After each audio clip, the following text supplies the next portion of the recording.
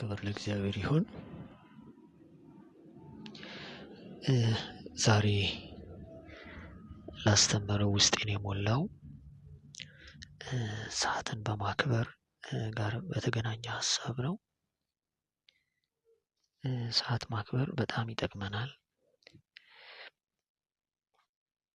በስጋዊም በመንፈሳዊም ይጠቅማል። በቀጥታ ወደ ትምህርቱ እሄዳለሁ። በቻልነው አቅም ሰዓትን ማክበር ይላል ርዕሱ። የመጀመሪያ ደረጃ ላይ ያስቀመጥኩት በቸርች ኬዝ ጋር በተገናኘ ከቤተ ክርስቲያን ጉዳዮች ጋር በተገናኘ ሰዓት ማክበር አለብን። እዚሁ ላይ ደግሞ ልናገር የምፈልገው ነገር ትክክለኛውን ታይሙን ማወቅ አለብን።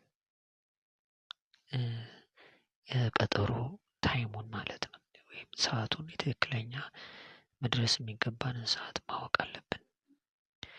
እዛ እግራችን መርገጥ ያለበት ማለት ነው። እዛ መኖር ፕሬዘንሳችን መኖር መገኘታችን እዛ መሆን የሚገባው ታይም ማለት ነው። በሁለተኛ ደረጃ ላይ ከሰው ጋር ቀጠሮ ከያዝን ሰዓት ማክበር ይጠቅማል። ይህን ለመናገር እፈልጋለሁ። በዚሁ ደረጃ ላይ መናገር የምፈልገው ወደ ቀጠሮ ቦታ ጉዞ የምንጀምረው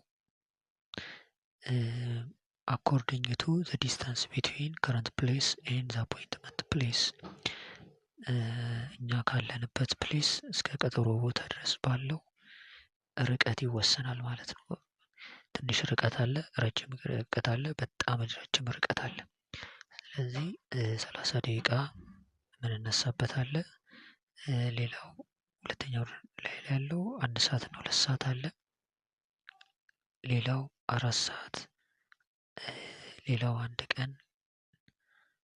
ሌላው 1 ሳምንት።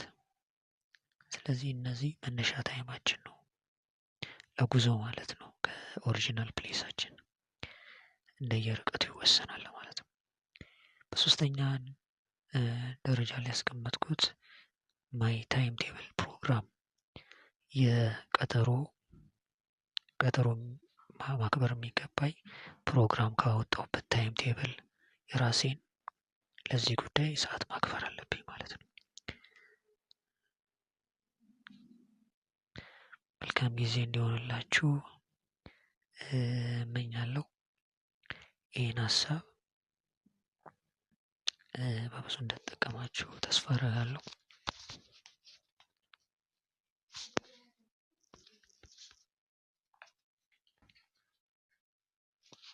በምህጻረ ቃል CAM ወይም ካም ማለት እንችላለን።